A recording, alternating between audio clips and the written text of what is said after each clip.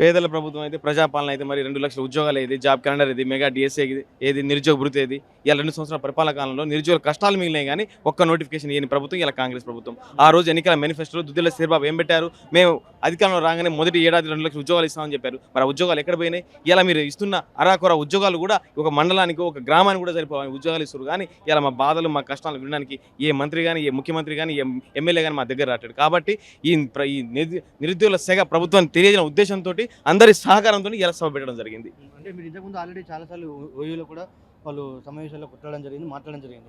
అయినప్పటికీ కూడా ఈ ప్రభుత్వము ఈ గత ప్రభుత్వం కంటే మేము వచ్చిన తర్వాత అనేక ఉద్యోగాలు ఇచ్చినాము, ప్రభుత్వ ఉద్యోగాలు కానీ, పోలీసు ఉద్యోగాలు కానీ అని చెప్తున్నాం. లెక్కలతో సహాయ వివరిస్తాను. దిల్సుఖ్నగర్కి వస్తారా, అశోక్ నగర్కి వస్తారా రండి, బరాబర్ తెలుసుకుందాం. 12,000 నోటిఫికేషన్లు కూడా ఇచ్చినామని చెప్పింది. అదే మీరు మొదటి ఏడాది 2 లక్షల ఉద్యోగాలు ఇవ్వమంటే 11,000 ఇచ్చారు. మరి మిగతా 1,09,000 ఉద్యోగాలు మీకు దమ్ము, ధైర్యం, చిత్తశుద్ధి ఉంటే అశోక్ నగర్నో, దిల్సుఖ్ నగర్నో, లేకపోతే మీరు ఏ ప్లేస్ చెప్తే ఆ ప్లేస్కి వచ్చి మాట్లాడే సత్తా, దమ్ము ఇలా తెలంగాణ నిరుద్యోగులు ఉంది.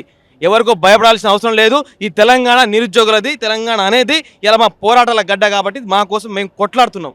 ఇలా ఎవరో వాళ్ళు మా మీద అవాకులు చెవాకులు పిలిచే నాయకులు మాట్లాడుతూ సూటిగా ఇలా కాంగ్రెస్ పార్టీ నాయకులకు సూటిగా చక్కగానే మాట్లాడుతున్నాం, బరాబర్ మాట్లాడుతున్నాం.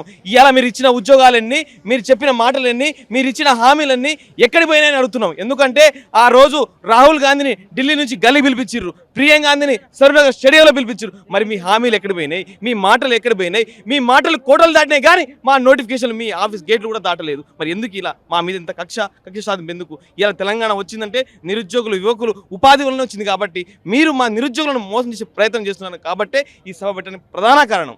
హోమ్ మినిస్టర్ కూడా రేవంత్ రెడ్డి ఉన్నారు, ముఖ్యమంత్రి.